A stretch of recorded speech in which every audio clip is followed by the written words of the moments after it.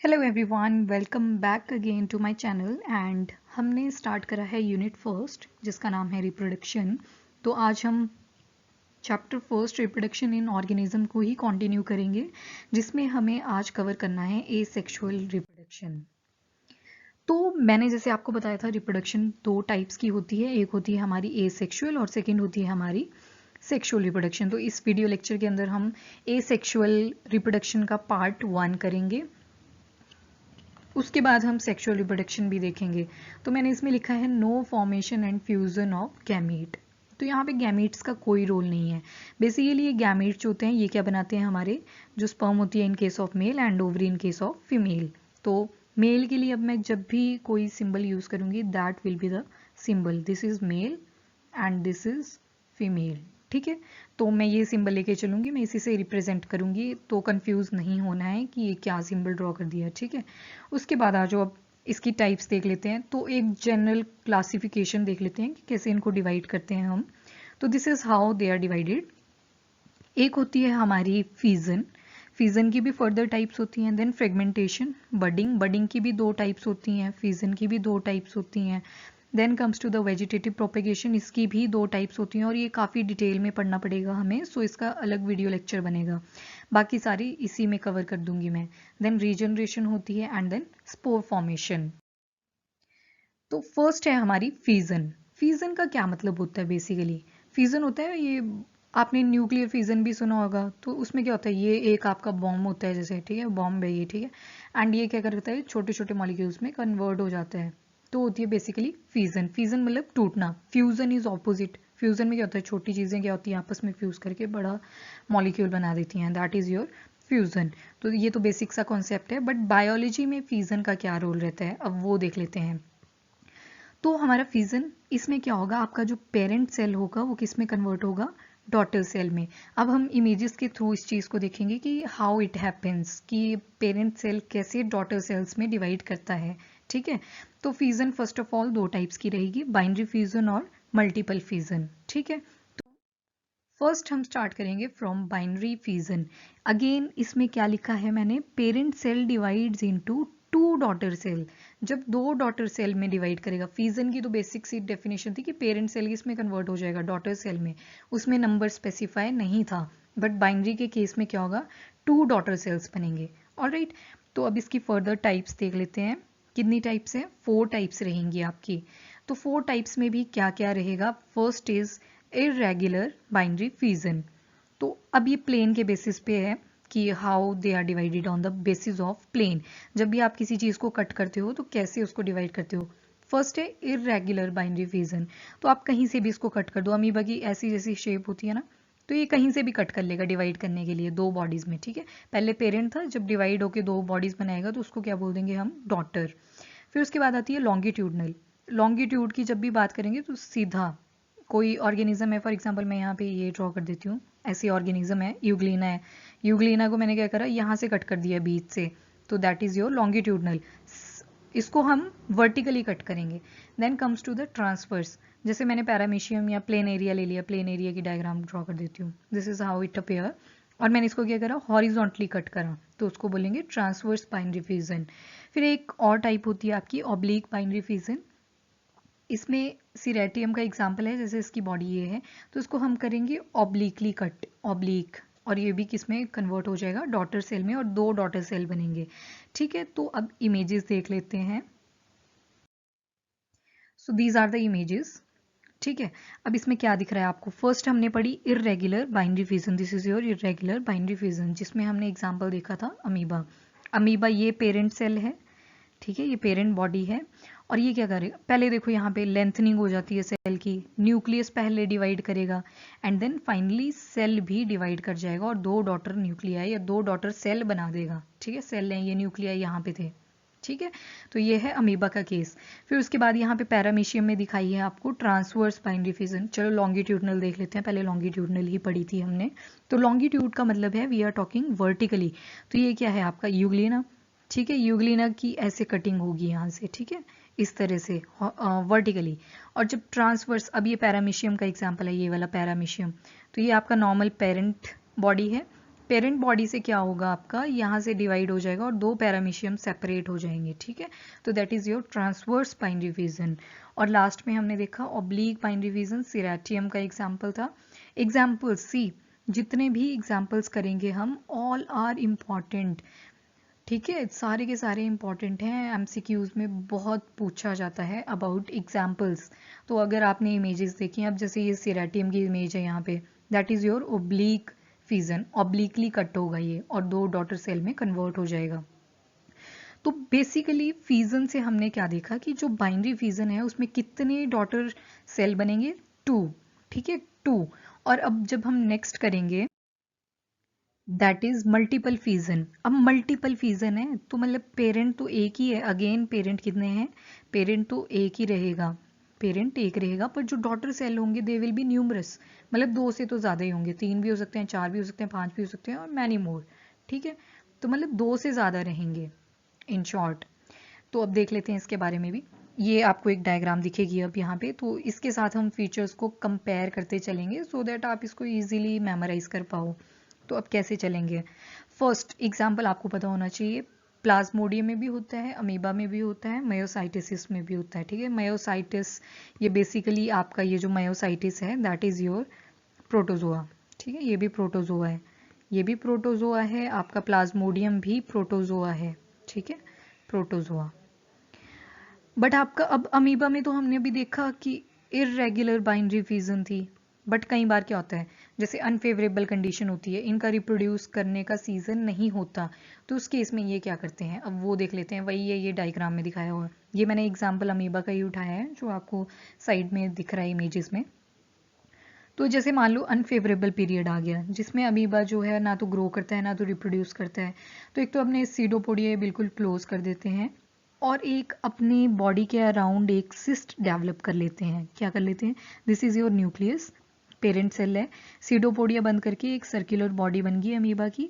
उसके बाद इन्होंने ये लेयर जो है बाहर आपको दिख रही है, ये है सिस्ट, मतलब एक कोटिंग है एक तरह से, जैसे बारिश होती है तो रेन कोट पहन लेते हैं ना, बस सिमिलरली वैसा कोट है जिसको क्या बोल दिया, सिस्ट।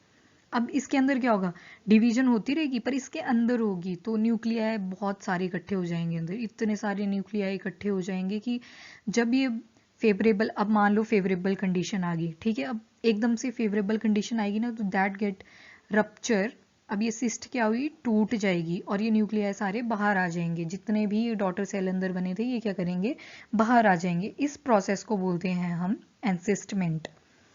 उसके बाद ये जो एंसिस्टेड अमीबा होगा ये क्या करेगा, रप्चर कर गया एंड जो नंबर ऑफ डॉटर न्यूक्लियाई थे, ये सेल्स थे, ये सारे बाहर आ जाएंगे।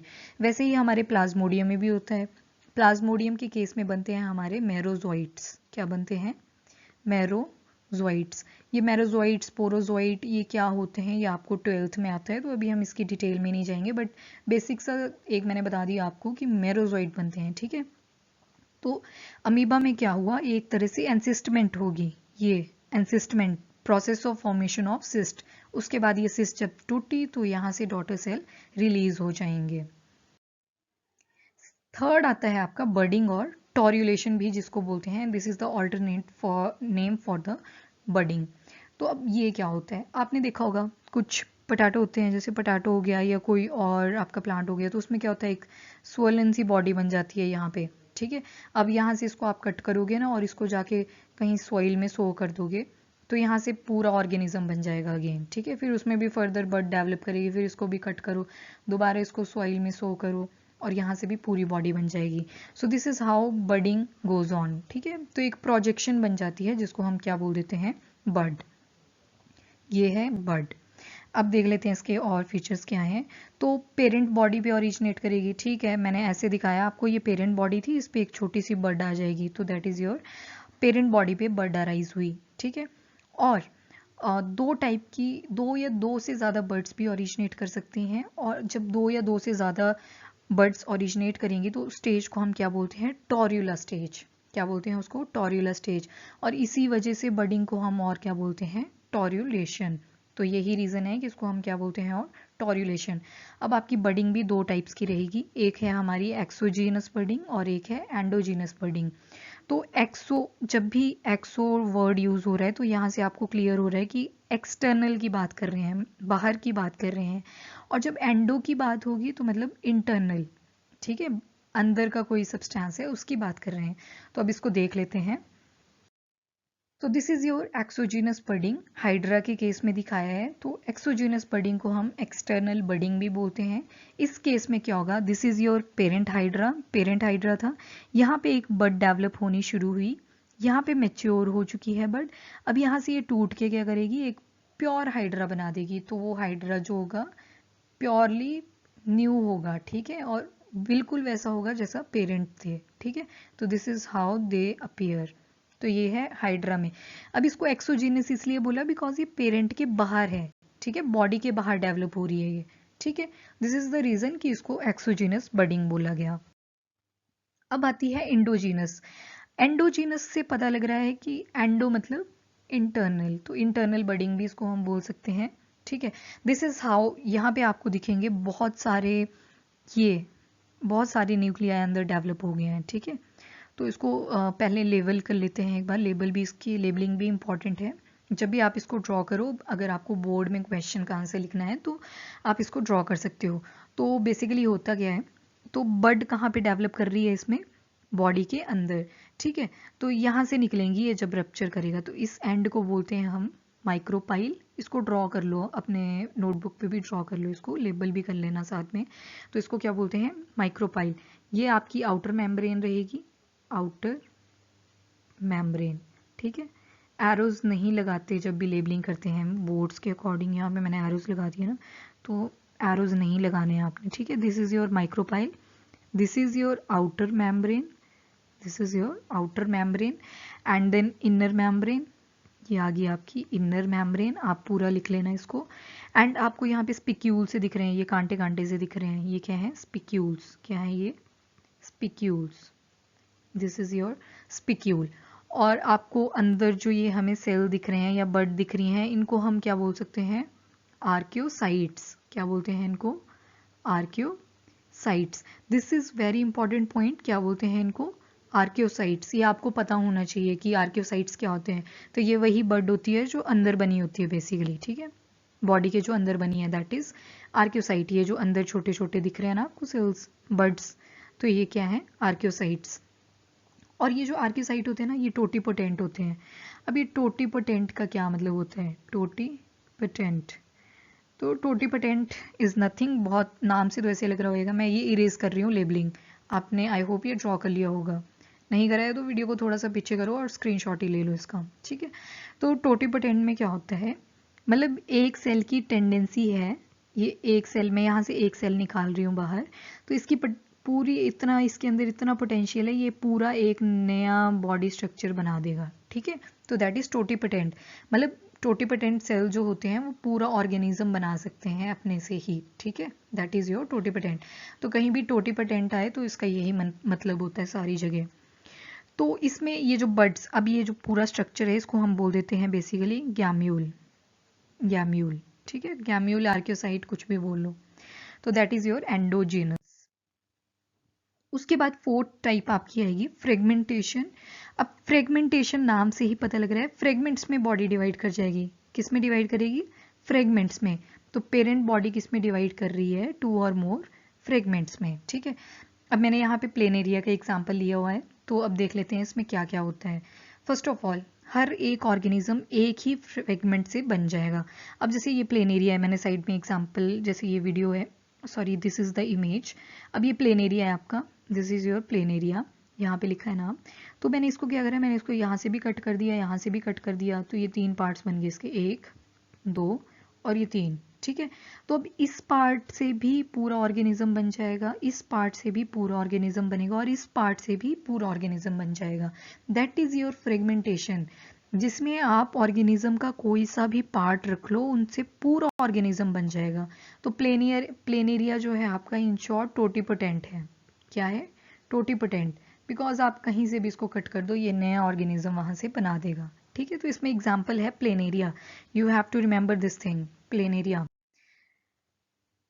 उसके बाद देखते हैं fifth type, that is regeneration. तो आपकी रीजनरेशन क्या होती है, इसमें आपको दो टर्म्स याद रखनी है, एक होती है मॉर्फोलेक्सिस एंड मॉर्फोलेक्सिस में क्या होता है, एक ऑर्गेनिज्म को आप कहीं से भी डिवाइड कर लो, ये आपका अगेन वही एग्जांपल है प्लेन एरिया का, मैंने इसको डिवाइड करा 3 पार्ट्स में, तो तीनों पार्ट क्या करेंगे, 3 ऑर्गेनिज्म बना देंगे आराम से। अगर 4 में यहाँ से भी करा होता ना तो इससे भी एक और ऑर्गेनिज्म बन जाता। तो मॉर्फोलेक्सिस में क्या होता है कि ऑर्गेनिज्म जो है वो स्मॉल फ्रेगमेंट से ही रीजनरेट हो जाता है, ठीक है। और एक और टाइप होती है आपकी, दैट इज एपीमॉर्फोसिस। अब एपीमॉर्फोसिस में मैंने लिखा रिप्लेसमेंट, ठीक है। रिप्लेसमेंट में क्या होता है, अब जैसे आपने लेजर्ड देखी है, ठीक है, लेजर्ड के केस में क्या होता है, जब इनकी ये टेल टूट जाती है, कई बार आपने देखा होगा इनकी इस तरह से टेल टूट की होती है, पर वो कुछ टाइम के बाद ओरिजिनेट कर देती है, ठीक है, तो दैट इज द रिप्लेसमेंट। तो जब रिप्लेसमेंट होगी तो उसको हम क्या बोलते हैं, एपीमॉर्फोसिस।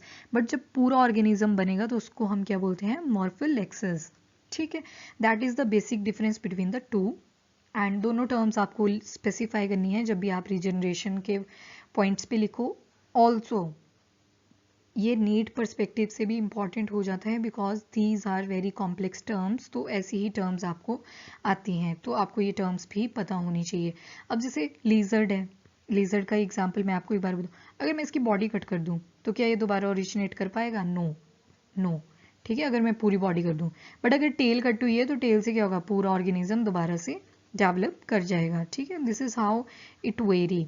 तो ये दोनों टर्म्स जो हैं बहुत डिफरेंट है। मॉर्फोलेक्सिस में पूरा ऑर्गेनिज्म बनता है, but in case of the एपीमॉर्फोसिस उसमें रिप्लेसमेंट होती है किसी स्पेसिफिक पार्ट की। अब आपकी सिक्स्थ जो एसेक्सुअल रिप्रोडक्शन की टाइप है वो है हमारी स्पोर फॉर्मेशन।